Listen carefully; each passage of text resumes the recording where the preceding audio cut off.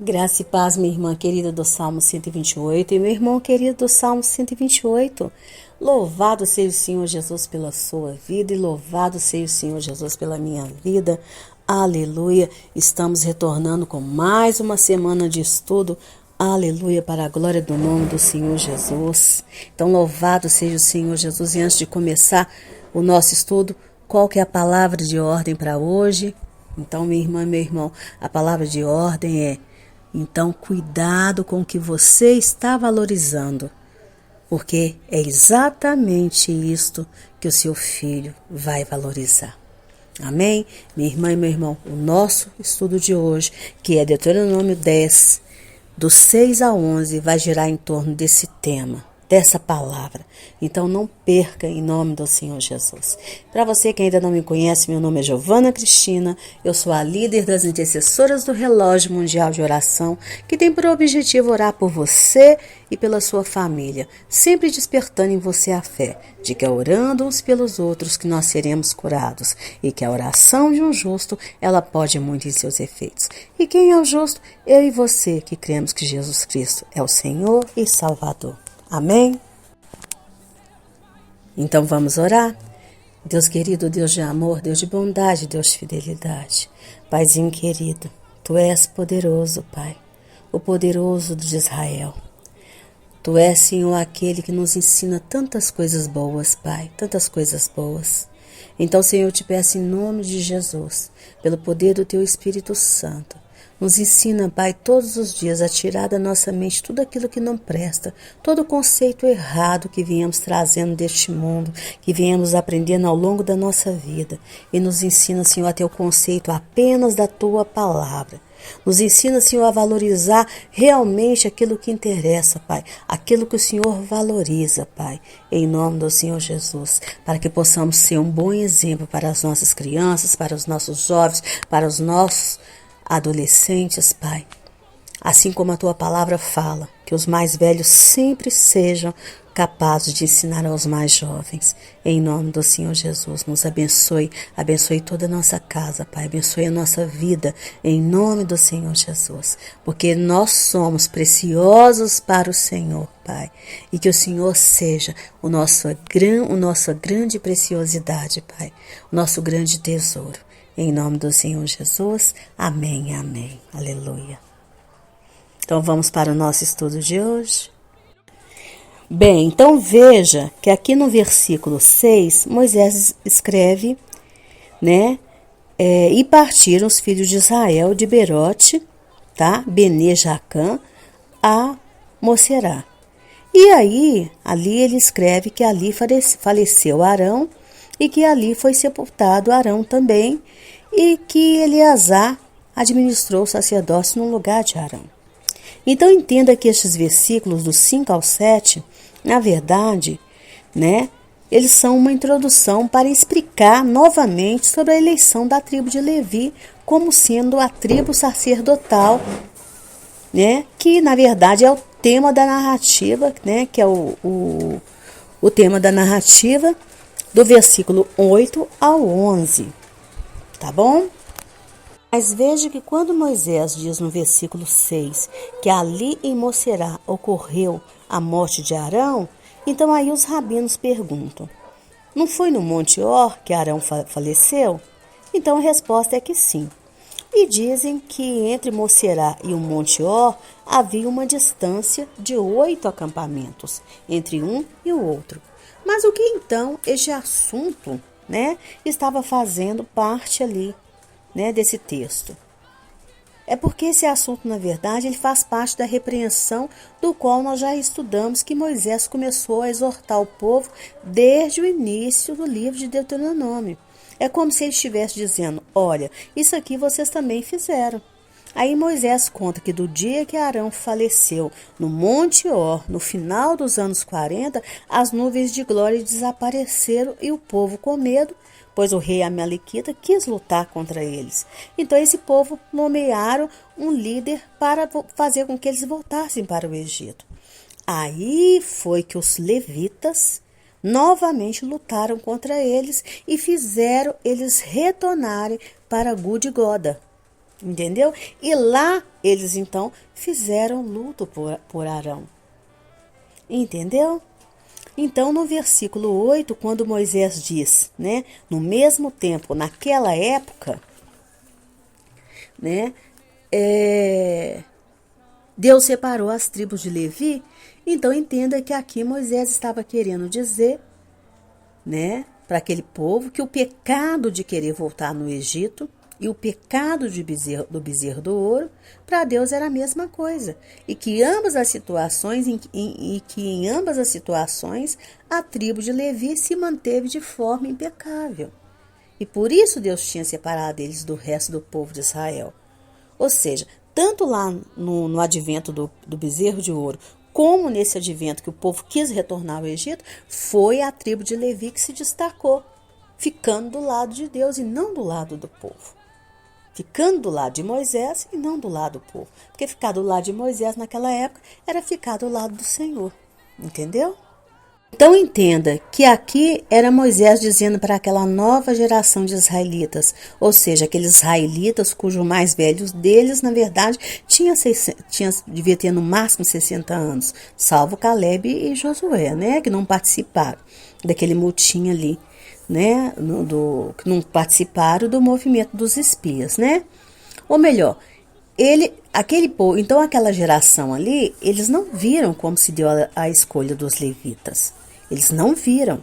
E por isso precisou de Moisés dizer para eles: olha, vocês não sabem como, os levitas estão aí perante vocês. Está aí perante vocês uma classe sacerdotal onde vocês vão ter que era como se Moisés estivesse dizendo, onde vocês vão ter que honrar. Mas vocês não viram como que deu a escolha deles. Mas agora eu vou dizer para vocês. Entendeu? Por que é que eles ocupam essa posição tão privilegiada? E por que vocês têm que continuar honrando os levitas? Entendeu, minha irmã? Entendeu, meu irmão? Que é muito importante você entender esse texto, tá? Então, qual é a sabedoria que o Espírito Santo nos traz para o dia de hoje? Então, entenda que ali diante do monte, Moisés estava como um pai extremamente preocupado, né, de como seria o comportamento de seus filhos após a sua morte. E dentre essas preocupações, Moisés queria que eles, né, que para o bem deles, eles continuassem respeitando e sustentando a classe sacerdotal que o Senhor tinha escolhido, que eram os levitas. Mas para isso ele precisava passar para eles novamente qual que era o valor dos levitas, ou seja, elogiar, dar devida importância, ou melhor, trazer para aquela geração todo o significado dos levitas. Entenda, minha irmã e meu irmão, que seus filhos, ou seja, aqueles que estão próximos de nós, que dependem de nós de uma certa forma, eles só vão respeitar aqueles do qual nós transmitimos para eles os significados de importância. Entendeu? Ou seja, a importância, o apreço que aquelas pessoas ou aqueles fatos têm para nós. Um pai e uma mãe que fala mal do pastor, que fala mal da igreja, ele nunca vai ver o filho dele sentado na igreja. Entendeu, minha irmã? Entendeu, meu irmão? Um pai e uma mãe que é muito crítico. Se você quer fazer crítica, procure fazer crítica até afastado dos seus filhos. Mas nunca, porque é claro que todos nós temos nossas críticas, né? Todos nós somos um pouquinho juiz. Mas nunca faça perto da sua criança, nunca faça perto do seu adolescente, porque senão você nunca vai vê-los ali na presença do Senhor, que Ele vai fazer a interpretação dele. Entendeu? Então aqui Moisés deixou explícito o valor dos levitas aos olhos do Senhor e para o povo de Israel. E ele disse bem claro, eles foram escolhidos para abençoar. Era isso que ele estava dizendo. Então vocês não podem sair disso, porque os levitas foram escolhidos pelo Senhor para abençoar vocês. Então, se vocês querem ser abençoados, vocês têm que continuar honrando aos levitas, aceitando essa escolha que foi feita por Deus.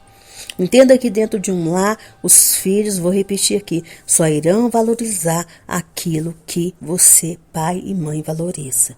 Seja de bom ou seja de ruim.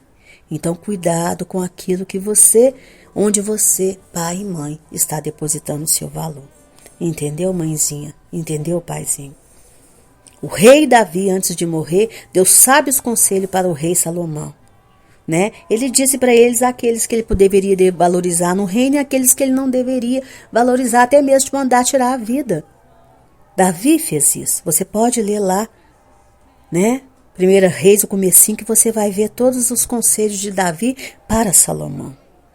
Agora, lá no livro de Provérbios 27:10, Salomão diz assim: não deixes o teu amigo, nem um amigo de teu pai, nem entre na casa de teu irmão no dia da tua adversidade. Melhor é o vizinho perto do que o irmão longe. Então dizem os sábios que talvez isso aqui era um conselho que Salomão estava dando para o seu filho Roboão.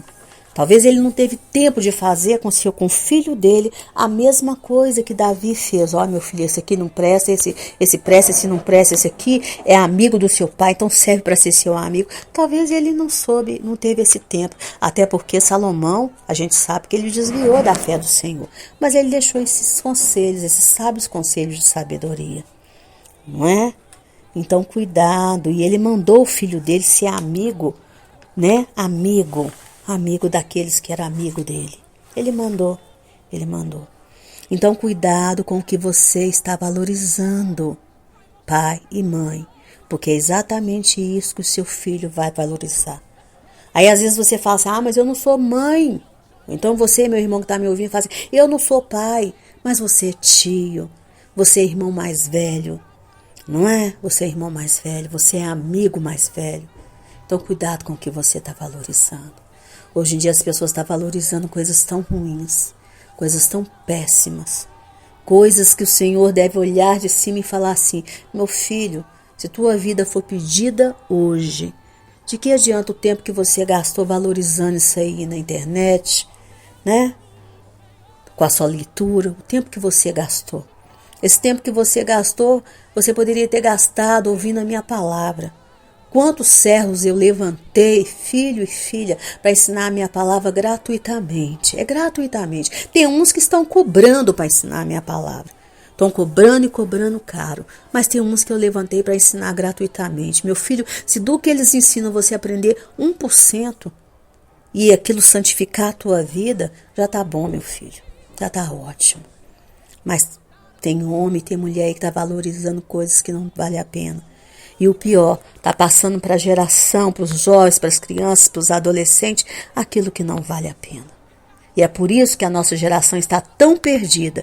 E amanhã nessa geração nós vamos ser os idosos, dessa geração de jovens que está valorizando aquilo que não vale a pena. E o que vai ser de nós? O que vai ser de nós, paizinho? O que vai ser de nós, mãezinha? Né? É você que é o culpado. É você que é o culpado. Então, se eu quero uma transformação, eu já ouvi essa frase, se eu quero uma transformação no mundo, eu tenho que começar sendo transformado. E eu penso nisso todos os dias. A transformação que eu quero ver no mundo, eu trago ela para a minha vida, para o meu coração, para o meu caráter, em nome do Senhor Jesus. Então, vamos valorizar aquilo que vale a pena. Aprender a palavra de Deus, ter uma vida santificada em Deus, ter uma vida que agrada ao Senhor, em nome do Senhor Jesus. Então, minha irmã e meu irmão, vamos valorizar aquilo que o Senhor valoriza e não valorizar coisas que não valem a pena. Irmã, você está falando que eu não posso divertir, que eu não posso ter um entretenimento. Não estou falando isso não, minha irmã. Não estou falando isso. Eu estou falando questão de valor. Tá bom?